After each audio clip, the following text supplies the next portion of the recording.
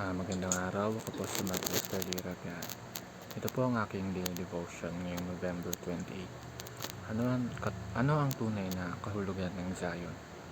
Zion Part 1 na tinalakay po ni Pastor Russell Campos sa 365 Daily Devotion. Ang Bible verse ngayong araw ay galing sa Isaiah chapter 2 verse 1 to 4. Sabi po ay, "In the mountain of the Lord's temple will be established. As the highest of the mountains, it will be exalted above the hills, and all nations will stream to it. Many people will come and say, 'Come, let us go up to the mountain of the Lord, to the temple of Jacob. He will teach us his ways, so that we may walk in his paths.' The law will go out from Zion, the word of the Lord from Jerusalem. He will judge between the nations, and he will settle disputes for many peoples. They will beat their swords into plowshares, and their spears into pruning hooks. Nation will not take up sword against nation, nor they will train for war anymore." Ang word na Zion ay isa sa pinakamadalas nating marinig sa Bible, pero minsan hindi natin fully naiintindihan kung ano ba talaga ang ibig sabihin nito. Kaya ngayon ay pag-uusapan natin siya in a simple, relatable way.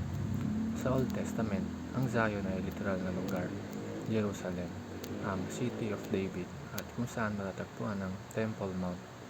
Dito nananahan ang presence ni Lord during the time of the kings and prophets. Pero habang tumatagal, hindi lang physical place ang tinutukoy ng mga propeta. They started pointing to something greater, something beyond the physical city.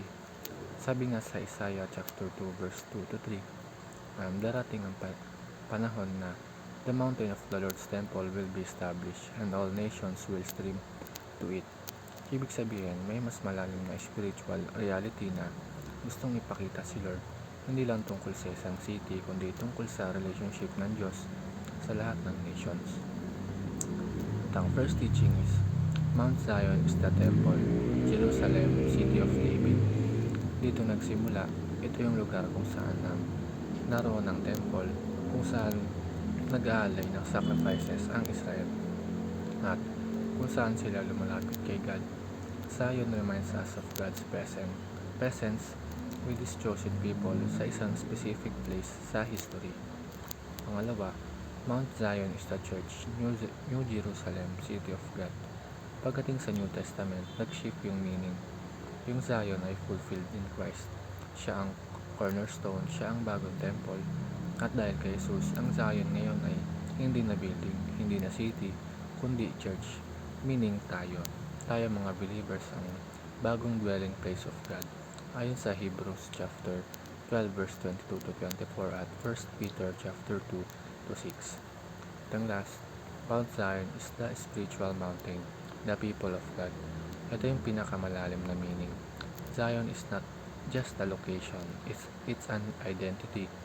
Zion is God's people, called, redeemed, and transformed. Ibig sabihin, wherever God's people gather, wherever we worship, wherever we follow Him, Zion is there. Yun lamang po.